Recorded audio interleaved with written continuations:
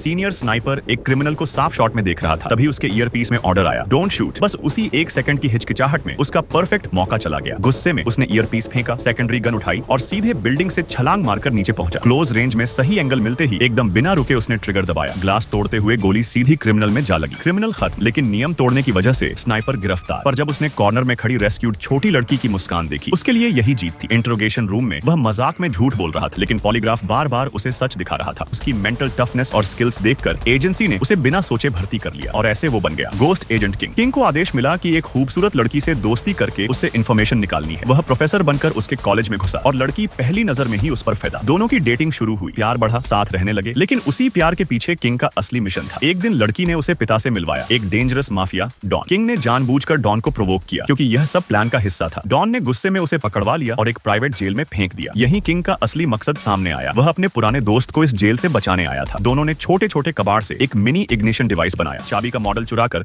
उसे असली चाबी में बदला और बिजली गुल होते ही लॉक खोलकर साथ बाहर निकल गए। पीछा होते हुए दोनों खदानों से गुजरे, ट्रॉली पर भागे, गोलियां चली, लेकिन अंत में दोनों आजाद हो गए। दोस्त वापस देश लौट गया और किंग अपने अगले मिशन के लिए तैयार होता है। बार में बैठे हुए किंग अपने जिंदगी के रेयर छुट्टी वाले पलों के मजे ले रहा था। दो अट्रैक्टिव लड़कियां उसे देखती हैं, लेकिन एक लड़की की पीठ पर टैटू में वही नंबर्स हैं जो कुछ देर पहले उसने पोस्टर पर देखे थे। अचानक उसे क्लिक होता है, यह सब एक कोडेड मैसेज है। घर पहुंचकर जब वो गर्म कॉफी रखता है तो उसी स्टीम में मिरर पर वही नंबर्स उभरते हैं। डोरबेल बजती है और उसका एक्सेंट्रिक हैंडलर उसे नए मिशन की फाइल देता है। Code 0906 my birthday. किंग समझ नहीं पाता कि ये आदमी हर जगह अपना बर्थडे क्यों अनाउंस कर रहा है।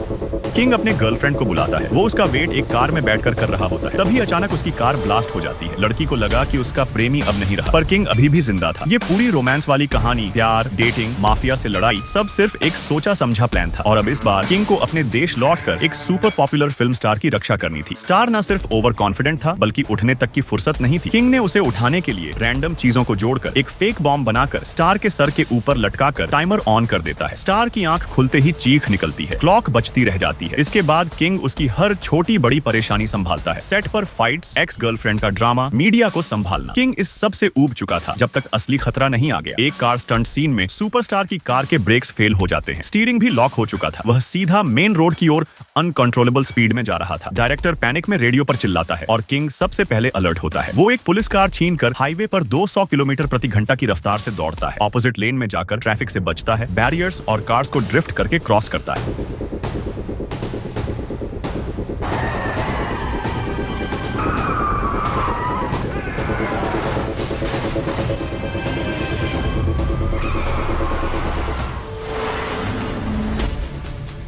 अंत में वह स्पीडिंग कार के बराबर पहुंचकर सुपरस्टार को रेस्क्यू कर लेता है।